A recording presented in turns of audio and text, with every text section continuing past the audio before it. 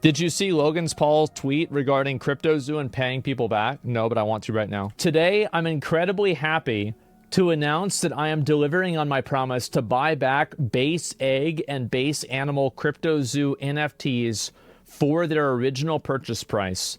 The egg buyback program is being carried out at Egg NFT Buyback. Claims can be submitted through the site. Don't fall for this? What?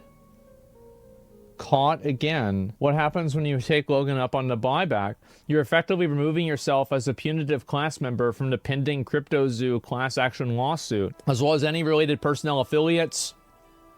For monetary and equitable relief arising out of connection with CryptoZoo, including but not limited to this buyback.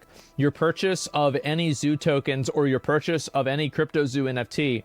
You further acknowledge that your buyback does not constitute an admission by Paul of your legal entitlement to any amount, nor does it constitute an admission of any responsibility in connection with any actual or anticipated claims relating to CryptoZoo. I'm going to go out on a limb, guys, and I'm going to say that this is probably a good thing for most people. And while, yes, this is scummy, the reality is that most people probably would not engage in and involve themselves with a real lawsuit. So, like, obviously, like, yeah, it is a bit scummy for him to do this. You're right. But I do think that most people that will just get their money back, this is an overall W for them. Because you've got to keep in mind, like, a lot of the people that bought this, they don't want to get involved with the class action lawsuit. They don't want to wait, 18 months, 24 months in order for, like, the lawsuit to finish. They just want to get their money back and move on. So yeah, this is scummy, but I actually don't think it's as scummy. And even if it is, for a lot of people, this will be a solution. Probably yes for those simply bought at the start and did nothing. For those that stayed in the pump and dump, they lost a lot and this will not cover it. Well, then they should look to sue them, right? But I'm just saying that, like, for a lot of the average people that just put $340 in it, well, then they can just get that $340 back, or at least 300 of the money back, right? Or something like that. Not the full amount, though, again. That's not a solution. Well, it's not a solution, but he's probably not going to pay back the full amount, and so this is the next best thing. So if people aren't happy with this, they should file a lawsuit against him.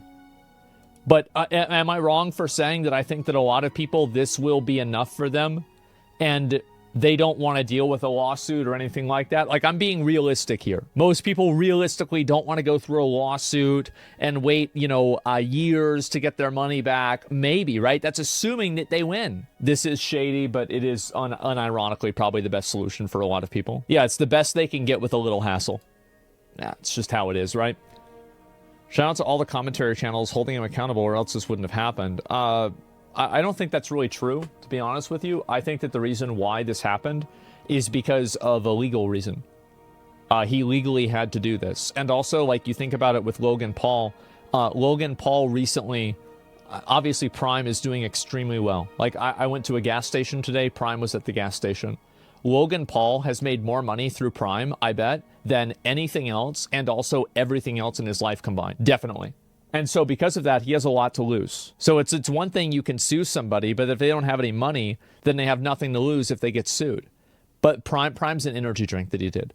And so he wants to kind of probably get this out of the way and solve this problem before he, gets a check for, 25 mil this year, right? Something like that. Prime prints money? Yeah, exactly. And also, he is legally liable. I mean, he did basically scam people. So, like, I think it's just really the legal liability. I would say this is a predatory tactic to include a total claim waiver on a buyback that only amounts for a small portion of the financial damage he caused. What's going on, y'all? Attorney Tom here. As many of y'all know, my legal team and I, we are the lawyers suing Logan Paul and the rest of the defendants in the CryptoZoo class action lawsuit. And today's video is actually an emergency update requested by a number of our clients regarding the Logan Paul CryptoZoo buyback, but we decided to make this video public because we think it's important for all the CryptoZoo victims out there to understand what is going on. Because in my opinion, I think this buyback is a sneaky trick. And I wish I could say I'm surprised by the actions of the defendants, but I'm not. So if you look behind me, here is the statement released today by Mr. Paul. I'm not going to cover a vast majority of this statement, even though I think it's filled with a bunch of inaccuracies, misstatements, and quite frankly, just PR spin. And the reason I'm doing that is because in the coming days, we're actually filing an amended complaint, which is going to answer a lot of questions, I think. This is something we've actually been working on for a while. It's just kind of a coincidence that Mr. Paul is doing this now. Sure. But I'm going to mention one part of this statement, and I'm going to do this later. This buyback is for base eggs and base animal CryptoZoo NFTs. Only the NFTs, only the base NFTs, not the zoo tokens or the hybrids. Now, why is this important? This is important because if you decide to do the buyback, there are terms and conditions in that buyback.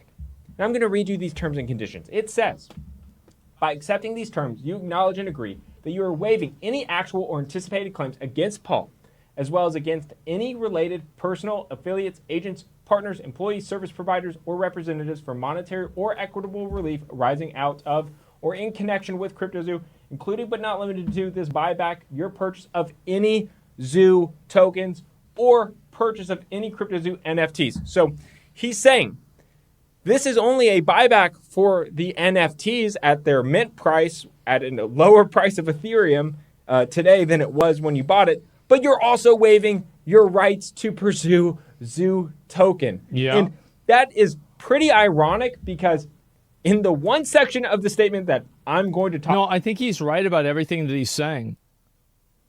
Is that it's definitely more beneficial for Logan Paul than it is for the people that are that got scammed. Yeah, no, he's definitely right.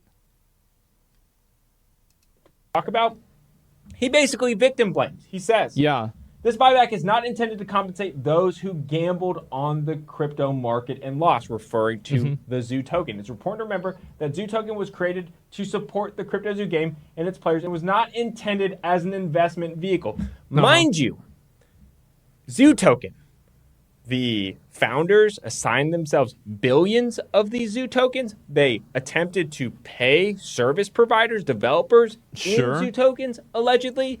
Allegedly, they bought Zoo token at an artificially low price because they stealth launched it, meaning they stealth launched the game to themselves. The crypto king. Public, so they could buy it up at a low price. True. They sure acted, in my opinion, like Zoo token was an investment vehicle. Zoo token, there was billions of dollars in trading volume in Zoo token, yet for their NFT buyback, they have no problem getting people to waive their claims for Zoo token. It's just so disheartening. It's just so disheartening to watch this kind of action unfold in real time. I would have loved if Logan came forward and said, here's the refund, no strings attached, start recouping some of your losses to our victims while we pursue the Zoo token aspect, right? But no, he has to try and put strings attached, and this just feels dirty. It feels deceptive. Obviously, our recommendation to our clients is we're still pursuing this case anyway. Our recommendation to clients is that do not engage with this refund because of this language. We're still going to pursue, and I'm just worried that a victim out there who has one NFT and $5,000 of Zoo token, or $1,000 of Zoo token, or $10,000 or $100,000, whatever it is. Big mistake. They're going to get their $200 refund for their NFT. And as a result, the rest of their claim is going to be waived. It's just disheartening, and I think people should know what the consequences of that are. That's why we're making this video. Do with that what you will. All right, everybody. Bye. I think everything that he's saying is true, but I still think that a lot of people are going to take the deal because it's just simply more realistic for them to take the deal. It's like, here's a good example.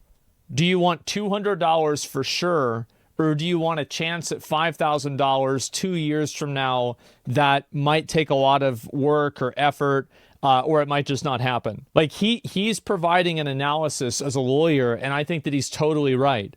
Also, he's representing $5,000. People would take the $5K. Class action takes no 200 ain't shit. I don't know. I think that a lot of people are just going to take the money. Because personally, I don't think that they're going to be able to beat Logan. I don't think they're going to win in court. I think they're probably going to get a settlement, and the amount of money isn't going to be $5,000. What he's going to get back is nothing compared for what they paid at the time. Ethereum was a lot higher. Well, again, all of that is true. Like, I think that you guys, like, we're talking about two separate things. What is the right thing to do? The right thing to do is what this guy's doing. He's holding him accountable legally through court action and through a class action lawsuit. That's the right thing to do. Now, what makes sense for a lot of people, I think, is cutting their losses and moving on. Because for a lot of people, the immediacy of having money is more important than a theoretical of having money in the future. Especially whenever it's a chance that you have no idea what the chance on this is. Is it a 90%, a 50%, a 1%, a 10%? Also, after you get the settlement, how much of that money are you actually going to get? And like all of these questions and theoreticals and, oh, I don't know how long this is going to take. What's going to happen? Like all of these things are being weighed against you get $200 right now. There it is. And I'm sorry, but I think a lot of people are going to take the money because they need $200 right now. Why? Sorry. Well, because I think that it's not the good ending, right? I mean, like the good ending is that he gets held liable in court and he pays back all the money, right? But like this is the next best thing for at least a lot of people. Do you think NFT people think that? Absolutely, because NFT people don't have any money left because they spend it all on NFTs. So they need the $200 more than anybody else. When Celsius went bankrupt, they did the same thing. Agree to their plan, get 70% of your money back and promise not to sue. Yeah, a lot of people do that.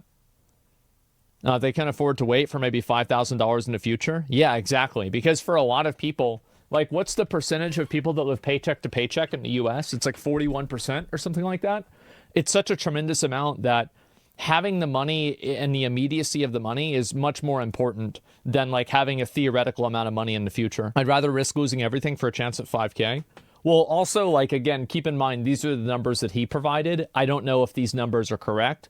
I mean, he's a lawyer. He seems like a legit guy. I remember this guy, if I remember correctly, what's going on, y'all? He was one of the people who talked about the TwitchCon, the girl that broke her back at TwitchCon. I think that he was the one that made the video about that. And I thought that he had a lot of good points there.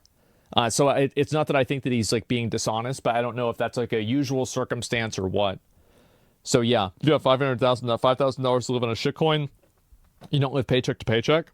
You'd be surprised, man. You really would be. If everyone could afford to wait for a payoff, then there wouldn't be any value in waiting. Yeah. So either way, that's what I think, and not a big surprise that CryptoZoo is, is doing what it's doing, right? I think that for Logan Paul, this is probably the best option for him to do. Like from his perspective, obviously it sucks for a lot of the people that got scammed, but from his perspective, it's definitely the best thing for him to do.